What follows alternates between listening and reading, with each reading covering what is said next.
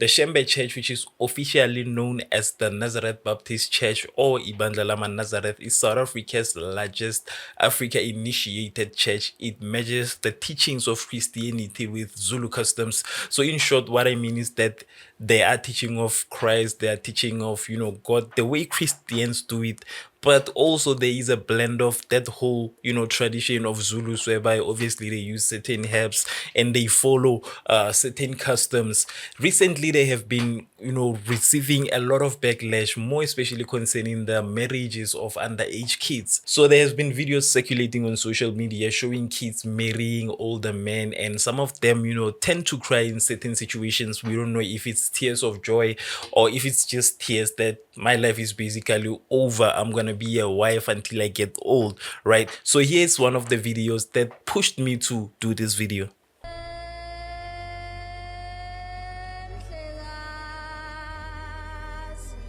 Now, I know this topic is a bit sensitive, but I feel like I should voice out my opinions about how I actually feel about this. This definitely rings a bit of an occultish behavior, according to me. It sounds like it's a cult, the way that they do things, and they are basically not following the laws. Because in South Africa, we know that anybody who is younger than 18 is practically a child, and they cannot engage into marriage, right? You have to wait until they reach a consenting age before they can get into marriages. In most cases, I would talk a lot about the perpetrators, which in this case are basically the older men who are taking advantage of these young kids by, convincing them to marry them. But I kind of feel like this starts at a certain level, like there are parents involved, because in Zulus, like I said, it practices Zulu customs, and in Zulu tradition, we know that there's no way that you can just marry anybody without getting the blessings of the parents. So that's where I think the problem starts. It starts when parents, I don't know what causes them to feel like their children are ready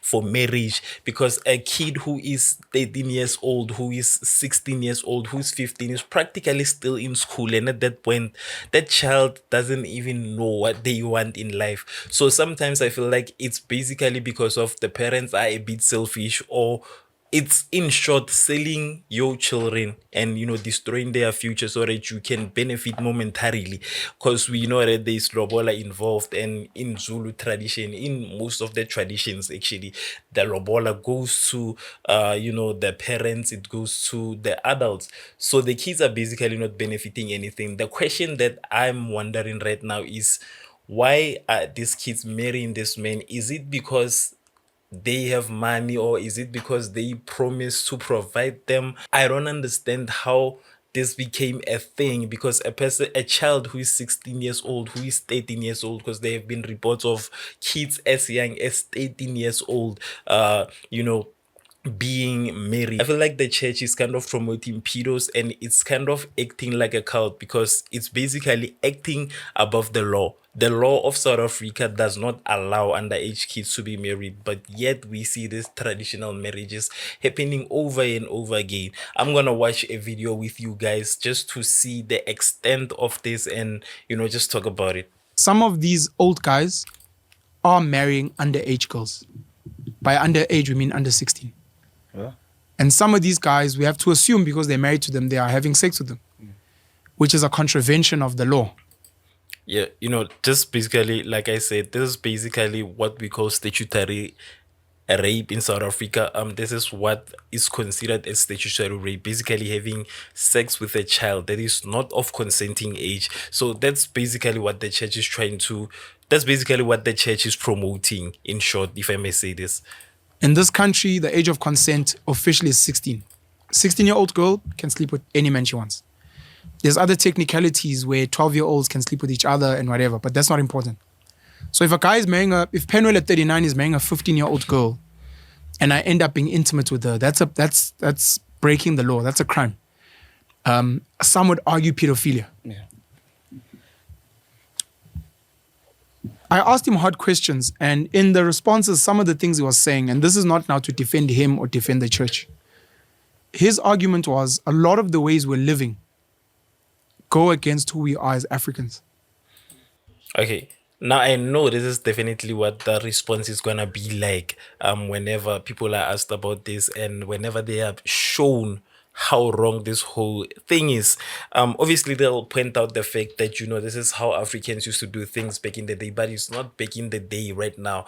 And basically we see things differently now, and there are laws in place. Back there were no laws in place protecting kids and protecting children, basically. Because if these laws didn't exist, then what was gonna happen? Remember that there are people who are experiencing these things that they do not agree with, and the parents do not agree with these things. So if the law was not inexistent, I feel like this society could be very messed up. The world that we live in, as you know, it could be very messed up. Imagine if sleeping with a child that's younger is not a crime. Imagine how many rapists could be working free in South Africa as we speak right now. So I know that in most cases, people oftenly like to use this excuse and just say it's not the way that we are supposed to be doing things as Africans. But just because things were being done back then, it doesn't mean that they were practically right. You understand? There are a lot of things that happened. This is basically you trying to justify the fact that Hitler killed a lot of people. It's similar to saying that we are killing people now because Hitler used to kill people. That's basically what the argument that we are trying to build. So I feel like everything that happened in the past, it doesn't mean that just because this is the way that African people used to live, that's right. The fact that it happened in the past doesn't necessarily make it right and Number one. justifiable. Number two, he was saying we look around, speak about baddies and what, and women have lost their value, their moral value. They sleep with different men, they sleep with men for money, they smoke, they drink, they do drugs.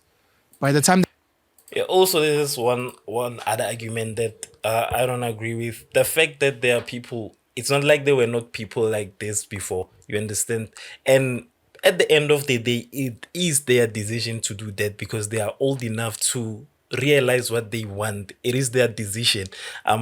Just because women that you're supposed to be marrying are out there partying, are out there, sleeping with men for money, it doesn't mean that you should victimize a child who still doesn't understand that in order for me to choose a husband, I need somebody who can provide for me. I need somebody who can do certain things for me. This is basically just preying on young kids who do not know any better, in short, who do not understand what they value in life. So you're forcing a child to marry you, and at that point, that child is still young enough to a point that we know that at this age, she doesn't know her value, she doesn't know what she values more.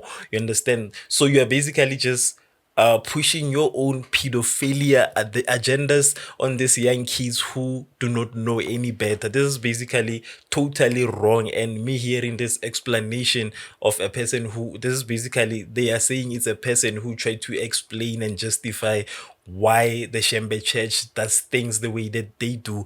But this is basically making it worse, and it's not making this conversation any better. they're 30, they have a high body count, they might have some abortions under their wing, etc. And it's a mess. Some of them end up never getting married, they just get tossed around, etc. Of course, the quality of men is horrible as well. And it's like Yeah, like I said, this is basically trying to punish people for their own decisions. It is their own decisions, and they have the right to live the way that they want to live. Like I said, the modern times are a bit different from how things used to be. And I feel like the men who are mostly in the Shembe church are the ones who do not just wanna accept that at the end of the day things have changed, the world has changed. Women are not the way that they used to be, meaning that women have more access to independence right now. They can be independent and they can do whatever they want. They have free will. This is basically a church of men who cannot accept that women have free will. They still want to justify women to do whatever they want them to do. So since that does not work for them, they result to marrying children because children are obedient, children are still young, children can be led. So I feel like this is just a group of people who do not kind of want to accept that things have changed. Things are being done differently. Women have free will. They can do whatever they want. They are not, justified to do what we men expect from them. They have their own minds. They think for themselves, meaning that they can do what's right for them if she doesn't want to get married. Because at the end of the day, whenever we have these types of conversations, it's always about what the men want. But what if the women that are out there living these lives do not simply want to get married? Because we know that marriage has lost value. Towards a lot of people, a lot of people do not see the reason for just getting married anymore, because there is a high rate of divorces. There has been abuse in marriages. There has been cheating in marriages. People have been killed in marriages. So it might be the fact that they just don't want to get married anymore.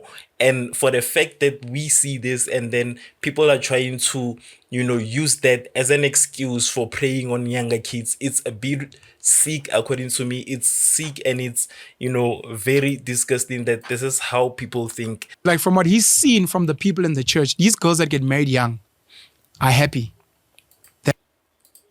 I wanna disagree with this again. Saying that these kids that we see getting married are happy. Everybody's happy whenever they get married. But what we don't see is what's going on behind the scenes. Obviously, these kids do not know any better. They do not know what they are getting themselves into. Some might think they do know, but we know that kids are not ready to, deal with marriages. Just look at the rate of divorces in South Africa right now, whereby we've seen a lot of adults leave marriages because, their partners are basically they are different from what they thought they are. So seeing these things on social media and trying to use the pictures that you see on social media as justification, it's like I said, it makes the whole thing worse, and it doesn't make it right in any way. It makes us just kind of see this as, as bad as it is. The fact that you're trying to justify using pictures that's seen on social media, that's totally a big concern. They have a home, they have a husband, they have someone who takes care of them. Yeah, but also they had parents who took care of them. Like I said, I believe that in most cases, this is basically the parents trading their children for the life that they want to live. You understand? Because these kids are definitely not benefiting anything from this marriage, if not, losing their futures, if not losing their free will, if not losing their freedom to do whatever they want. The only parties who are benefiting in this situation is the older man who's marrying this child and the family, because that's where the lobola is going, that's where everything else is going. So this is basically parents selling their children to live, they are selling them in exchange of the life that they want to live, because maybe they will receive certain, access to certain services, to certain things, because now you've married into a royal family, you've married into a rich family. So it basically means that your life is going to be a bit better. Who said that these kids won't be able to provide all these things for themselves in the future? Who is making that decision that, just because she's a young lady, she won't be able to, buy herself a home, she won't be able to provide for herself? Because that's basically why people are in school. That's basically why people are given free will to pursue their careers. So right now, I just feel like we are cutting that line and just making this decision for these young kids who are, still innocent at that age. So this is very upsetting. Yeah. These girls are not complaining. It's people from the outside who are complaining. And he referenced that some of these things happen. So how are we gonna know that these kids are not complaining? In short, how are we know that these kids are not complaining? Because we know that Zulus are very strict with marriages, and one of those things is that whenever there is an issue, that issue has to be solved among the two families. Not only Zulus, most of the cultures do that. So it's quite clear that even if there was a problem in that particular marriage, there was no way of us finding out that this child is having so and so problems. We've seen a lot of situations whereby these things are dealt with amongst the two families, and the problems stay within the two families. They do not broadcast their family matters to towards the whole world. People always had problems, but we never know about the problems until they go public, until they go on social media, until it's of public interest. So in this situation, I feel like saying that it's the people that are outside that are complaining, it's a very big statement, and that statement is a bit baseless to a point that we don't know what's happening in that home. We don't know if that child is complaining. Take yourself for an example. When you're fighting with your girlfriend, do you complain to the whole world? Do you go outside and say, I'm fighting with my girlfriend because of 1 2 3, or my girlfriend did 1 2 3 1 2 3? You basically just handle that whole issue amongst yourself. If not between the two of you, then there are few friends that are involved. It's not like it's gonna be published wherever that I fought with my girlfriend because of 1 2 3. So saying that they are not complaining just because you do not hear those kids complain, it doesn't mean that they don't complain at all. Once I saw an exciting episode of the Boondocks. You remember that popular episode that says that Simply because you don't have evidence that something does exist does not mean that you have evidence that something doesn't exist. just because you don't know that something is happening, it doesn't mean that that thing is basically not happening. You think it's not happening because you don't have the proof that a particular thing is happening. So just because we don't hear these kids complain, just because we don't hear these young brides complain, it doesn't mean that all of them are happy, and it doesn't mean that they don't have complaints. It basically means that the complaints are, solved amongst the families, because it's a private marriage matter at the end of the day. So let us just continue before we conclude. In the Islamic faith as well and other groups. Now, I'm not going to endorse that at all. But what you take out from that is this concept of, are we living according to the best ideals for us? Or should we be looking into another way? There was an old way of doing things which arguably worked, but it was a strict way. It was traure, or vumcholo, which means your dad will whip you with a shambok and a nopkiri as a chick if you're ever seen breathing in a boy's mouth. You as a Like I said, just because things were happening back then, it doesn't necessarily mean that they were right. You understand? Like I said, I'm just not gonna dwell on it too much. I was just saying it in passing. boy will So get shamboked and beaten up at home if it comes out that you slept with a girl, because you are degrading our family name. What are people going to say about us in the streets? We are a family of honor. And now, apparently, umfana boy has gone, and you're like, what the fuck? yes, so just to close off this video, what I want to talk about is this situation that he just mentioned here, which also I feel like it's a bit wrong. Because in short, this is basically your family choosing a partner for you. I doubt there is a 12-year-old child who sees herself marrying a 50-year-old, a 60-year-old man. This is basically your family deciding that marry this child because of certain 1 2 3 1 2 3. Like I mentioned, in most cases it's the families that are benefiting, mainly because they want to marry their child in a family that has honor. They want to marry their child in a family that has money. So just because something happened in the past, it doesn't make it right in any way. So I'm just gonna leave it here, and shout out to the video that I just watched, and shout out to Penuel for pointing out that he doesn't, agree with any of the reasons. For me, I feel like these are stupid reasons to kind of, you know, explain this whole thing. It doesn't make it right, and it doesn't explain anything. It just makes us see how sick people are and how occultish people do things. You understand? So I like to say it's occultish, and I know there is a lot of backlash when it comes to this, but this is basically what it seems, and this is basically what I think is happening in the church. So let me know what are your thoughts in the comment section. Till next time, peace.